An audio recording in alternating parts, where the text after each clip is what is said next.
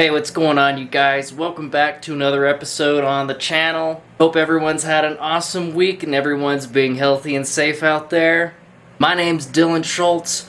I'm a reptile keeper, and I'm an artist, and I'm always doing a bunch of random stuff. So if you guys like random and you guys like art and reptiles, especially reptiles, that's primarily what this channel is about. And stay tuned, you want to check all this out.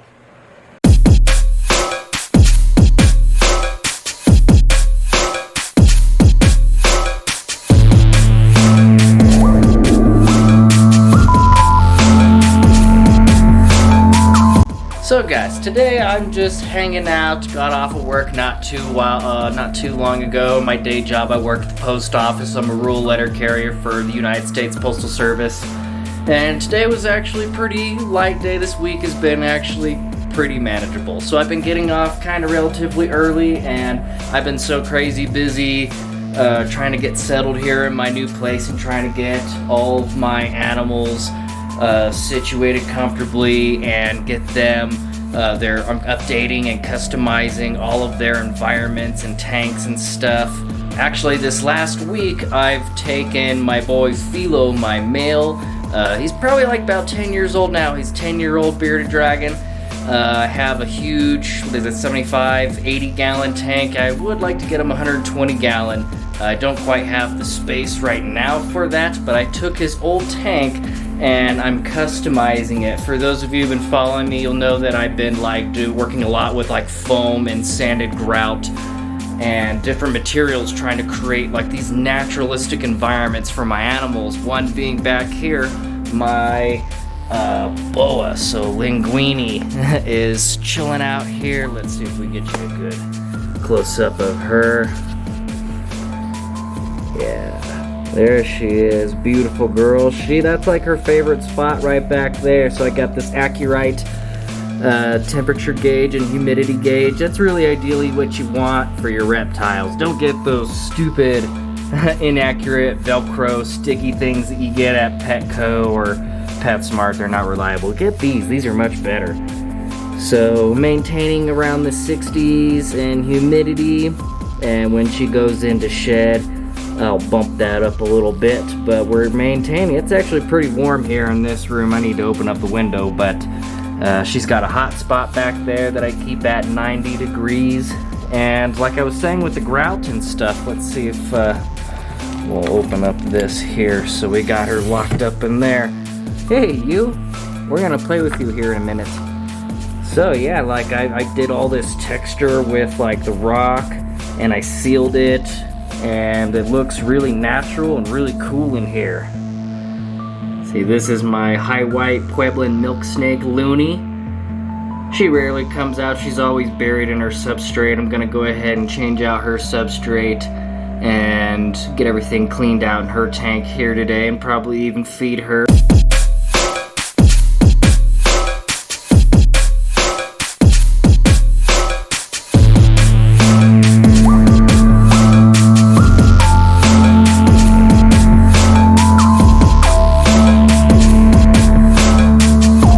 Just like that, brand new substrate. I'm using some Reptile chip here. We just put her back in there. She's hiding right back there. You see the red, black, and yellow. She's got her nice fresh water. Everything's clean. So let's give this girl a pinky.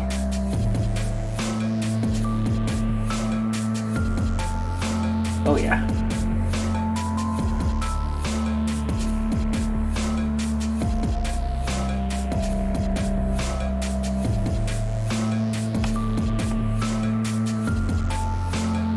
It don't take her long to eat one of those. Alright, so check this out. Like I say, yeah, I've been working on Philo's new, I've had this tank forever. I've had this I guess it's a 75 gallon tank. I've had it ever since I've had Philo, since he was a young dragon. And if you've seen my my past videos, it looked so different. So since I've discovered working with foam and sanded grout and eco-friendly sealer, a handful of materials. I'll post a card up here so you guys go check out the leopard gecko tank that I did.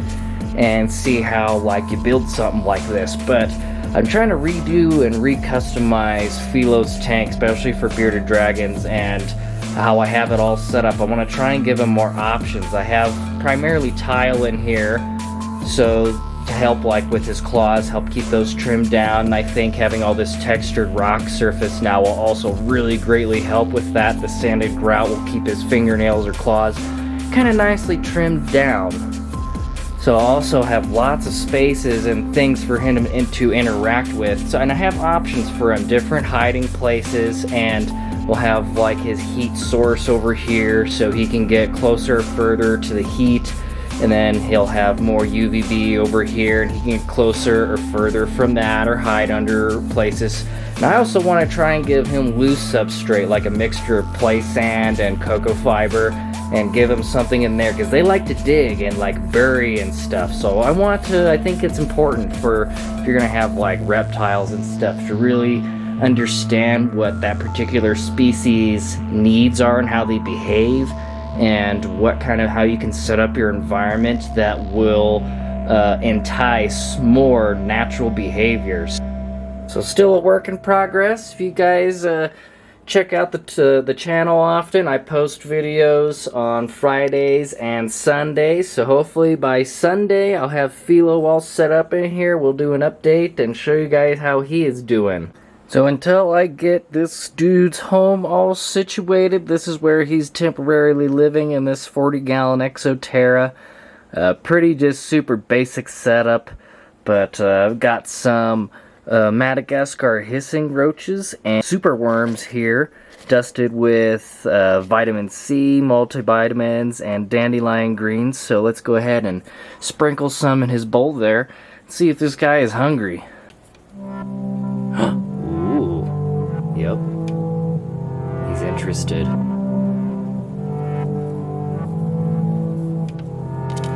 Oh, get it, boy, get it.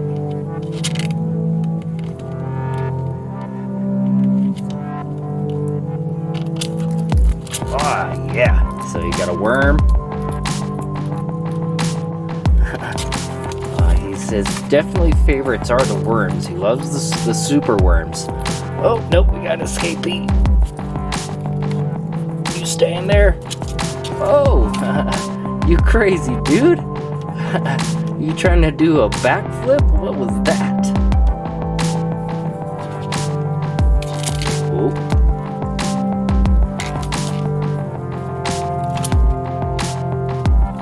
Oh, yeah, there we go.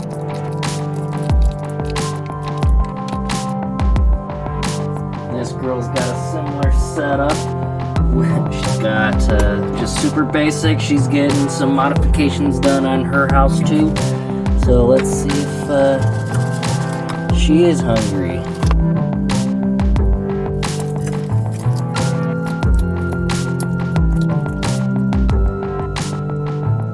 Dragons definitely prefer. Ooh, hey, there we go.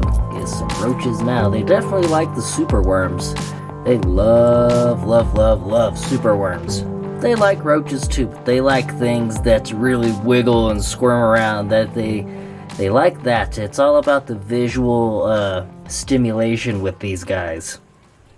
So also on my last video, I mentioned that if we can hit 100 subscribers. We're almost at 50, so if you guys do me a huge favor, go down below, smash the like button, smash the subscribe, and hit the all notifications bell. Every Friday and Sunday I am posting videos.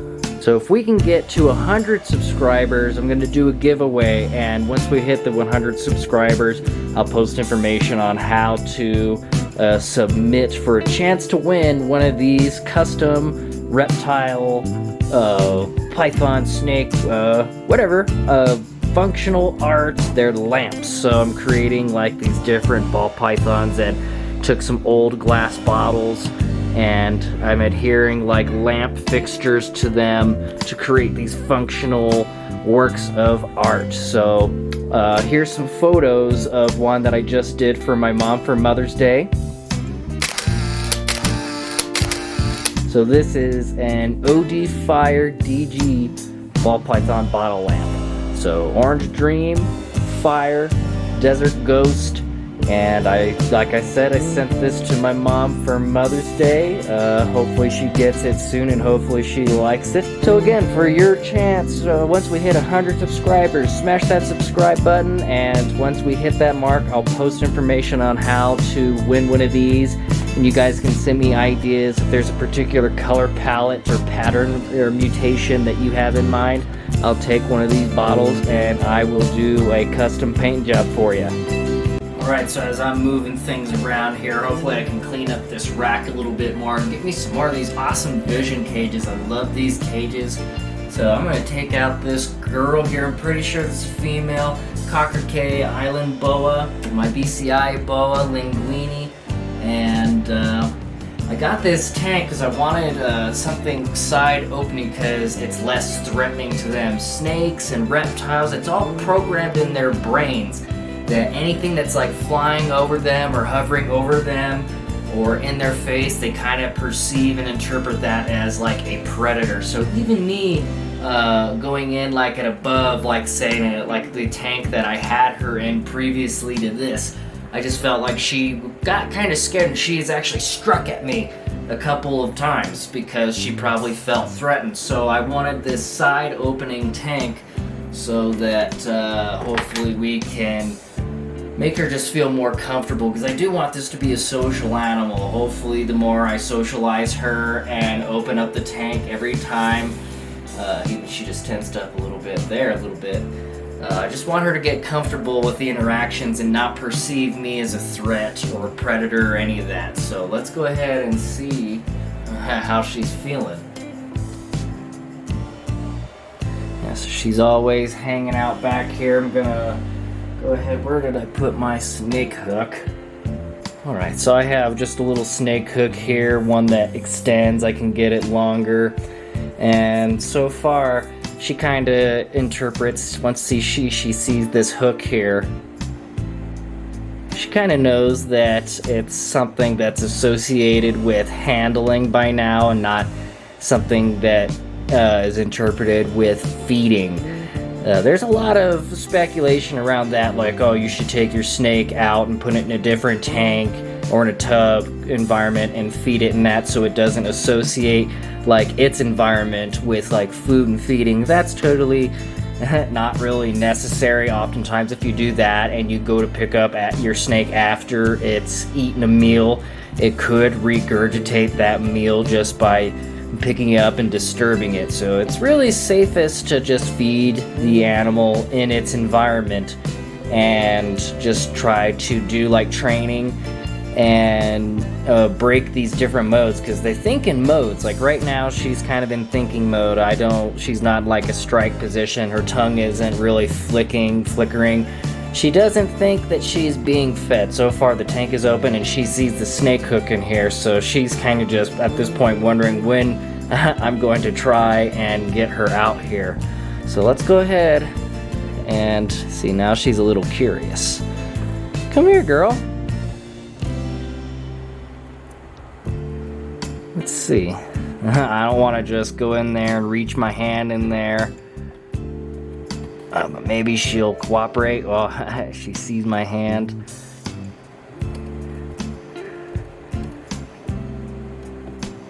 So I'll just reach in there very gently. And these guys, they're very squeezy. Like when they're young like this, they're semi-arboreal. So they're very good about like wrapping themselves around everything. So I'm just very gently trying to prop her and get her comfortable. No, come here. This is interacting time, not run away. Once I get her out, she don't ever want to go back in. So maybe now it's safe for me to go in here with my hands and get her. So I'm just gonna take my time and gently, because like I said, yeah, she's using her tail and all of her body to kind of wrap around things. So I just want to take my time. I don't want to like pull on her. And I want the interaction to go easy and smooth. I don't want to stress her out too much, but I definitely want to know that this is handling time. Come on. Come on. Yeah, you're doing good. There we go. Good job. So that was really good. That went pretty easy. This girl is always kind of tough to get out here. Yeah, so here is our boa, our BCI, Central American boa, boa imperator, imperator. There's a lot of different pronunciations of the Central American imperator. However you want to say it, whatever works for you. So that's essentially why I got this tank. She is kind of, there's no such thing as an aggressive snake. They don't like really want to try and come after you and chase you, and they don't want to bite you. You know, they're more just like, if she was to strike at me, she would do a quick, just kind of a bluff bite. I don't think that she would really like latch on and she's going out for blood. She'll just do like kind of a defensive strike, like, hey, I'm warning you, back off, buddy. But she was, that was really pleasant actually, getting her out. I came at her from underneath, even if I put my hand up here, like see her tongue flickering, and she's just more curious at this point. She's not necessarily in strike pose, and that's the thing with boa, is that they're always poised, more so than like the other snakes from my experience. They're poised kind of like they're always in a strike position, but that's why it's very important to kind of understand those different behaviors and really spend time with your animals and really study their body language and what they're communicating to you. Reptiles are actually pretty good about that. Like, they're pretty good for the most part about letting you know exactly what their intentions are. Like if they're feeling scared, or if they're hungry, they think it's feeding time, or like right now she's like just chilling, she's kind of curious one. This is a good animal. Once you get her out, super great personality, and she'll just hang out. Every time I go to put her back in, she don't ever want to go back in. That's so funny and interesting. They don't want to be disturbed, but once you take them out there, I'm like, I kind of like this. I don't want to go back in my house. Well, I'm gonna continue playing with this girl, kind of do some other things around the house, multitask the best I can, and kind of get her used to just coming around and doing different things with me. So thank you guys for tuning in to the channel. Hope that the content is interesting and you guys like it. Drop me a comment, whatever you guys feel like saying.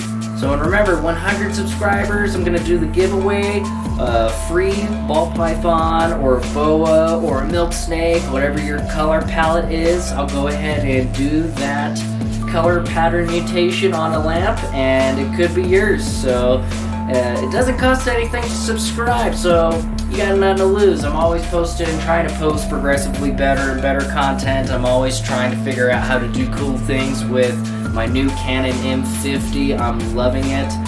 So I try to get some cool time-lapse footage or slow motion footage of say the animal feeding. So if you guys like that, check out some of my other content. And so today's Friday, and I post on Fridays and Sundays, so I guess that means then, Queenie, we're gonna see everybody on Sunday, aren't we, huh? Alright guys, so you guys be safe out there, enjoy life, and I'll see you guys on Sunday, alright? Peace.